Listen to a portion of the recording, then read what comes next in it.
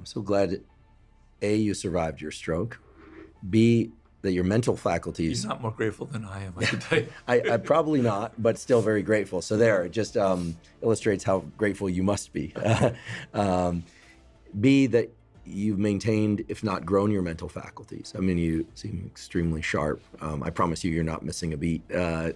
One always wonders, right? Actually, one of the most common fears people have is that somehow they're losing their mind or their memory, and they aren't aware of it. You hear, I have family members who have asked that if they ever start to exhibit signs of severe dementia, that I put an end to them, which I won't. That's not my place in this world. But I think it's a common fear among people.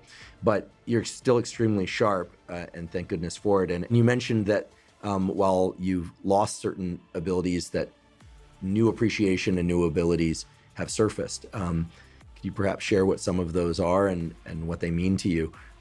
Because I think that when one hears about somebody having a stroke, we tend to focus on what's lacking, but clearly this has been a transformative experience also in positive ways.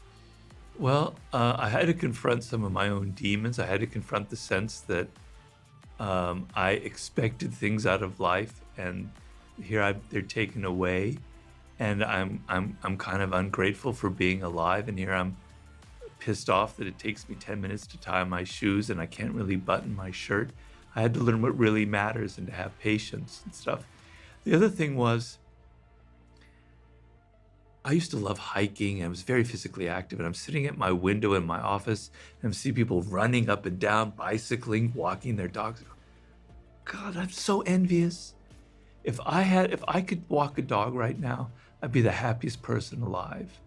But then I go through a thought process which maybe isn't completely healthy, which is they're not aware of how wonderful it is just to walk a dog, but I'm aware of it.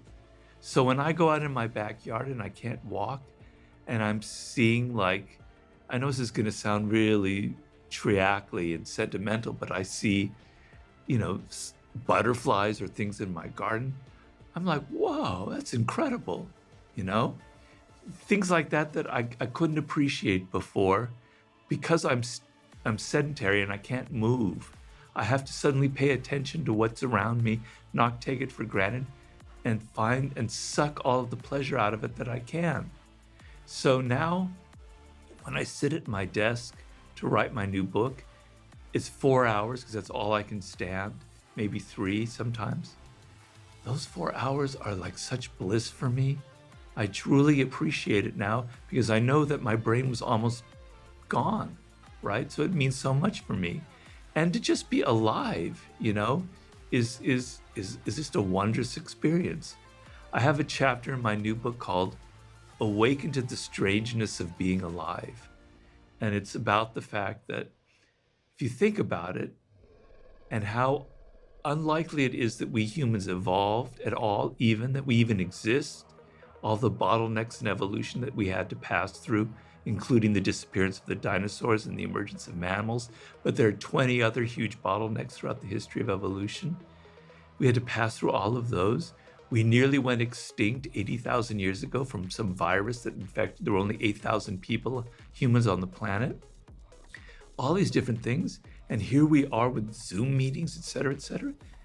It's like the strangest story you can ever, it's beyond science fiction. But nobody thinks about it. Nobody sits down and goes, God, I'm alive.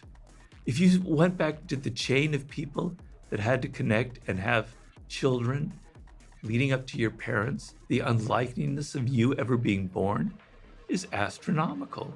I mean, unless my science is all wrong. 70,000 generations of people meeting, et cetera, finally ending at your DNA. I mean, unless I'm missing something, it's pretty unlikely.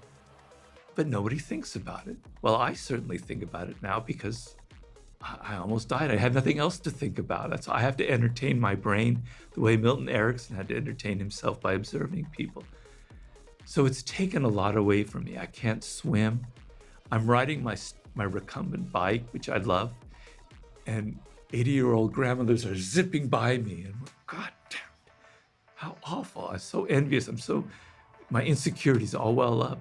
But then I realized, hey, I'm like on a boat. I'm sailing. It's wonderful. I'm outside. I have to go through these processes, but I think it's developed me in some way that's in the end very positive. Sounds like you've had to adjust to a new frame rate on life. Like Yeah. the old movie had a certain frame rate. This movie has a certain frame rate, but that within that frame rate, there are gifts to be had that you certainly missed in your prior version of self. Is that about right? Yeah, but also, like, I tell people this, I totally took my life for granted. I was swimming all this time. It was fantastic. I was bicycling. I was traveling. But I never sat back and thought, wow, this is wonderful. How grateful it is. It could be taken away from me. I tell people, don't do that to yourself. I try and teach them. It can be taken away from you tomorrow. When you're out walking the dog, think of me. Think of me that can't walk the dog and appreciate those things, which I didn't appreciate. So I try and help people in that way when I can, I think critical message is also to inspire a sense of urgency in people. Yeah. I think people hear a sense of urgency and they go, oh God, I'm already under so much pressure. Life's so hard. But we're not talking about a sense of urgency to take on more of what life has to offer.